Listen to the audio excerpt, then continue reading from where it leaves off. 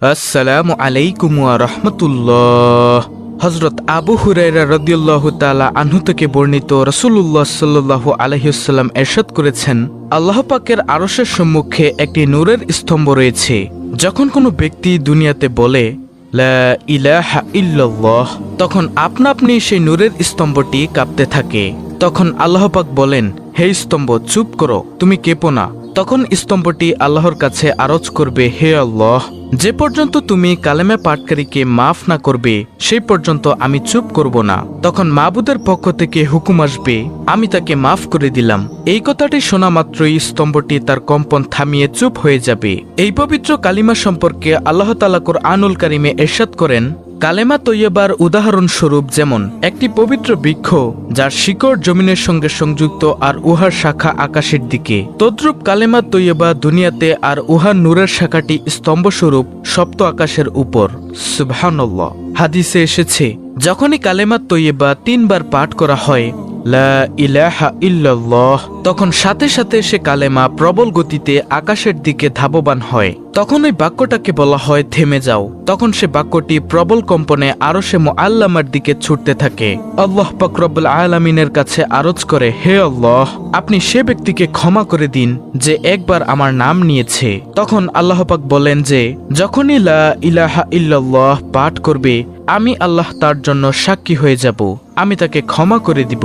সুবহানাল্লাহ। প্রিয় দর্শক, লা ইলাহা ইল্লাল্লাহ হচ্ছে ঈমানের 70টি শাখার মধ্যে সর্বোত্তম, যার কারণে এ কালেমার জিকিরে রয়েছে গুরুত্বপূর্ণ ফজিলত। প্রিয় দর্শক, লা ইলাহা ইল্লাল্লাহ জিকিরের গুরুত্বপূর্ণ ফজিলত এর কয়েকটি হাদিস তুলে ধরা হলো। হযরত জাবির ইবনে আব্দুল্লাহ হতে বর্ণিত, রাসূলুল্লাহ সাল্লাল্লাহু আলাইহি ওয়াসাল্লাম বলেছেন, সর্বোত্তম জিকির হচ্ছে লা ইলাহা ইল্লাল্লাহ এবং সর্বোত্তম দোয়া হলো আলহামদুলিল্লাহ।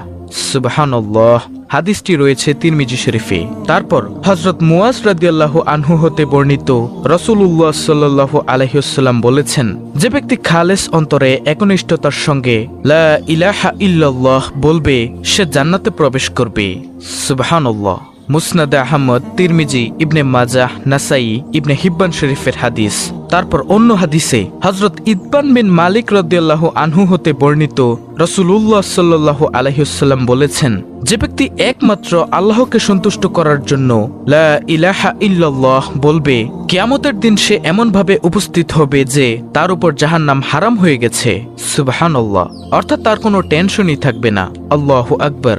বুখারী, মুসলিম, মুসনাদ আহমদ। তারপরে অন্য হাদিসে হযরত আনাস রাদিয়াল্লাহু আনহু হতে বর্ণিত, রাসূলুল্লাহ সাল্লাল্লাহু আলাইহি ওয়াসাল্লাম বলেছেন, কিয়ামতের দিন আল্লাহ তাআলা বলবেন, হে মুহাম্মদ সাল্লাল্লাহু আলাইহি ওয়াসাল্লাম, সৃষ্টির মধ্য হতে আপনার উম্মতের মধ্যকার এমন ব্যক্তিকে জান্নাতে প্রবেশ করান যে ব্যক্তি একদিন হলেও ইখলাসের সঙ্গে এ সাক্ষ্য দিয়েছে যে আল্লাহ ছাড়া কোনো ইলাহ নেই এবং সে এর উপর মৃত্যুবরণ করেছে।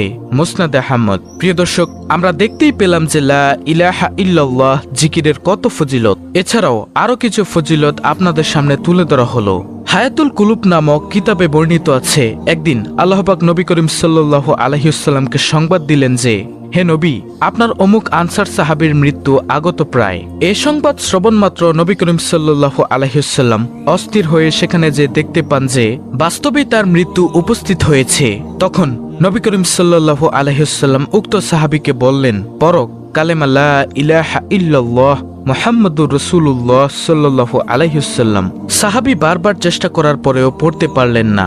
অবশেষে অন্যপায় হয়ে আপন আঙ্গুল ঊর্ধ্বে তুলে ইঙ্গিতে বললেন, হুজুর সাল্লাল্লাহু আলাইহি ওয়াসাল্লাম তার অবস্থা দেখে হেসে উঠলেন। অতঃপর তিনি আল্লাহ পাক রব্বুল আলামিনের দরবারে পৌঁছে গেলেন তার ইন্তেকালের পর উপস্থিত সাহাবীগণ আরজ করলেন, ইয়া রাসূলুল্লাহ সাল্লাল্লাহু আলাইহি ওয়াসাল্লাম, আমাদের প্রাণ আপনার পা মোবারকে উৎসর্গ হোক।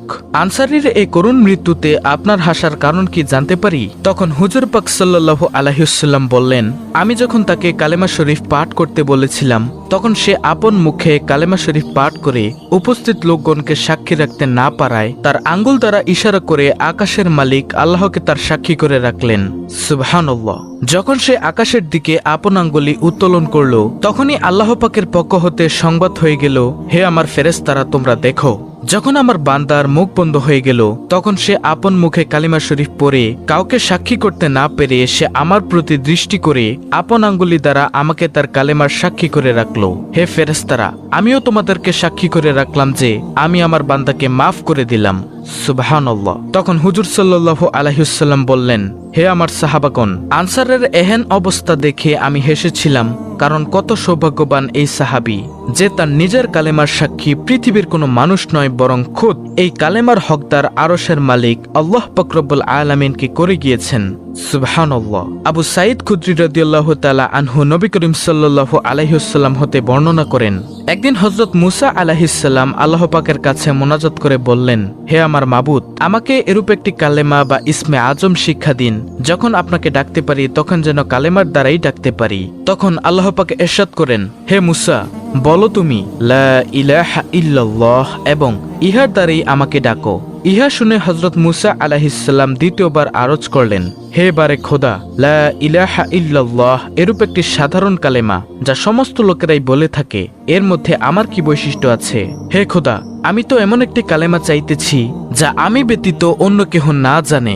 তখন মাবুদের পক্ষ হতে জবাব আসলো, হে মুসা, তুমি এ কালেমাকে সাধারণ মনে করো না। তুমি এ কালেমাকে সাধারণ মনে করে এর ইজ্জত করলে না। ইহা খাস হতে খাস একটি কালেমা। যদি 7 আসমান ও 7 জমিন একসাথে রাখা হয় আর অন্য পাল্লাতে এ কালেমা শরীফকে রাখা হয় তবে কালেমা শরীফের ওজন অনেক বেশি ভারী হবে। সুবহানাল্লাহ। তখন মুসা আলাইহিস সালাম চুপ হয়ে গেলেন। নাসাই শরীফের হাদিস। প্রিয় দর্শক, দেখতে পেলেন এবং শুনতে পেলেন যে এই কালেমা শরীফের কত দাম। আল্লাহ তাআলা আমাদেরকে লা ইলাহা ইল্লাল্লাহু মুহাম্মাদুর রাসূলুল্লাহ সাল্লাল্লাহু আলাইহি ওয়াসাল্লাম বেশি বেশি পরিমাণে পাঠ করার তৌফিক দান করুক। হযরত উসমান রাদিয়াল্লাহু আনহু থেকে বর্ণিত রাসূলুল্লাহ সাল্লাল্লাহু আলাইহি ওয়াসাল্লাম বলেছেন, কোন ব্যক্তি যদি লা ইলাহা ইল্লাল্লাহ এর ঘোষণা দেয় এবং এর উপর মৃত্যুবরণ করে তবে সে জান্নাতে যাবে। সুবহানাল্লাহ। তা প্রিয় দর্শক, পরিশেষে আমরা পেলাম লা ইলাহা ইল্লাল্লাহ হলো ঈমানের চাবি। এই কালেমা পাঠ করলে ঈমান মজবুত হয়। যে ব্যক্তি কালেমা পাঠ করে মৃত্যুবরণ করবে ওই ব্যক্তি জান্নাতে যাবে। তাহলে আমরা অবশ্যই পাঠ করব লা ইলাহা ইল্লাল্লাহ মুহাম্মাদুর রাসূলুল্লাহ সাল্লাল্লাহু আলাইহি ওয়াসাল্লাম। আল্লাহ তাআলা আমাদেরকে এই কালেমার উপর অটল থাকার তৌফিক দান করুক এবং নবী সাল্লাল্লাহু আলাইহি ওয়াসাল্লামের প্রতি ভালোবাসা রাখার তৌফিক দান করুন। আমিন। প্রিয় দর্শক, ভিডিওটি ভালো লাগলে অবশ্যই ইসলামের আলো চ্যানেলটিকে সাবস্ক্রাইব করে বেল বাটন অল বাজিয়ে দিবেন। ভিডিওটিতে একটি লাইক দিবেন এবং কমেন্টে আমিন লিখবেন এবং অন্য মুসলিম ভাই বোনদের কাছে ভিডিওটি শেয়ার করে দিবেন যেন তারাও দেখে আমলটি করতে পারে।